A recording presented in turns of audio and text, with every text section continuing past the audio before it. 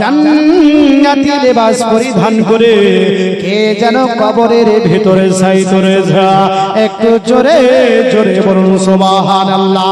কেন আল্লাহর ওলিরা কোনোদিন মরে নাই, মরে বলেন মরে গো, সদা সর্বদা আল্লাহ ওয়ালা জীবিত থাকে।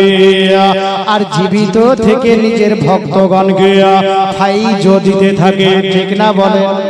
ফাইজ দিতে থাকে। এবার সবাই দেখছেন জান্নাতি পোশাক পরিধান করে একজন কবরের ভিতরে শুয়ে রয়েছে। নিচে যখন নামলো কাপড়খানা যখন হটিয়েছে, আজকে মুখমণ্ডলের কাপড়টা হটানোর সঙ্গে সঙ্গে জননী আপনাদের ঘটনা তুলে ধরি, আপনাদের মন তাজা হয়ে যাবে, ইমান তরু তাজা হয়ে যাবে। ইমান কাকে বলে?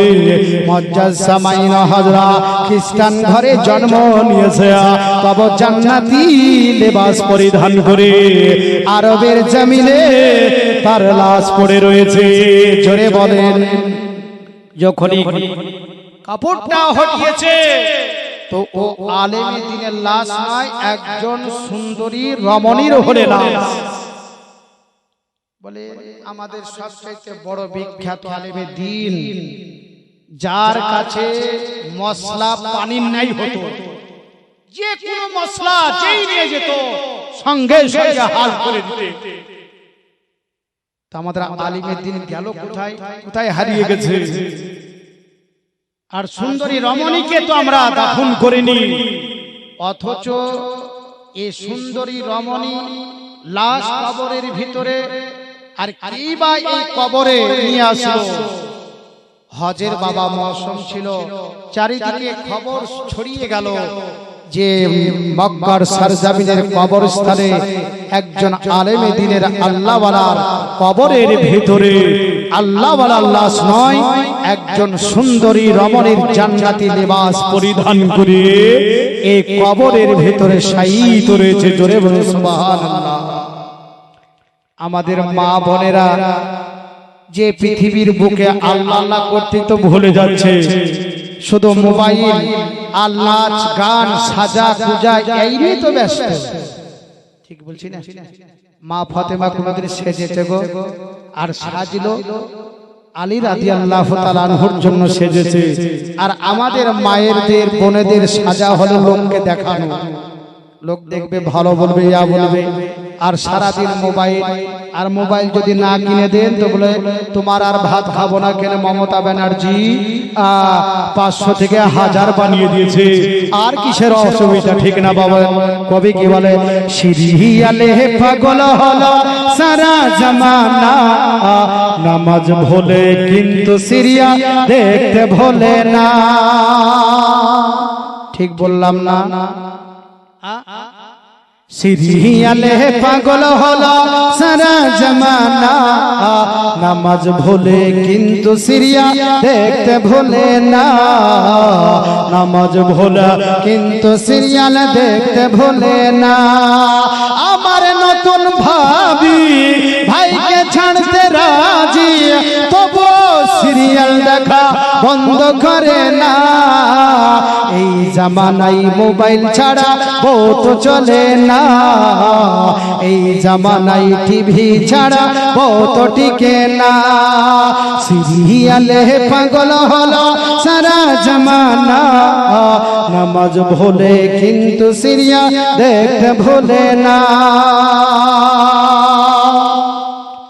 ভাই আমার হাফিজ যাওয়ার মাওলানা হয়েছে, বয়স করে ভাই আমার বিয়ে করেছে। নতুন ভাবি দাবি করা মোবাইল আমার চাই, নইলে হুজুর তোমার সংসার করতে রাজি নয়। ভেবে আরো পথ পাই না, কি হবে উপায়? আর কি বিয়ে হবে যদি এটা চলে যায়? আর কি বিয়ে হবে যদি এটা চলে যায়? সিরিয়ালে পাগল হলো সারা জামানা, নামাজ ভোলে কিন্তু সিরিয়াল দেখতে ভোলে না।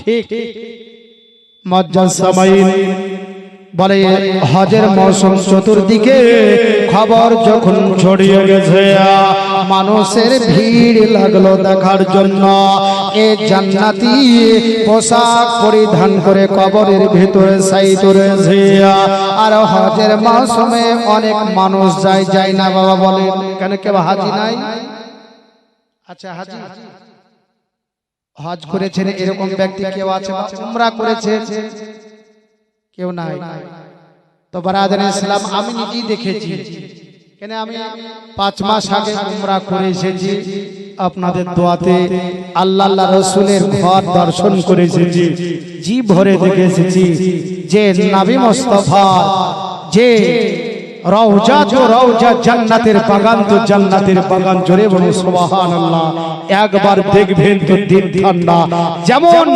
নবী মুস্তাফার গোলামের জায়গা যদি এত খিদমতি হয় তাহলে নবী মুস্তাফার জায়গা দেখলে কত আপনি আমি খিদমত করব মহব্বত করব ভালোবাসবো ঠিক না বলেন সেই জায়গা দেখার নিয়ত করবেন আল্লাহ পাক চাইলে সেই নিয়তকে আপনার পূর্ণ করতে পারে কিনা বলেন হ্যাঁ নিয়ত করবেন নাকি বেঁচে থাকবেন তো বারাদার ইসলাম হজের মৌসুম যখন ছিল এক এক করে মহিলাকে দেখতে লাগলো দেখার পর কেউ তাকে চিনতে পারলো না আবার শেষে একজন বৃদ্ধ ব্যক্তি যখন গেল যাবার পর বলছে একটু সাইডে নাও একটু হটে যাও আমাকে একটু এই রমণীকে দেখতে দাও এই বৃদ্ধ ব্যক্তি যখন কবরের নিকটে গেছে আর যাবার পর সঙ্গে সঙ্গে চিনে ফেলেছে আরে এ কেউ নাই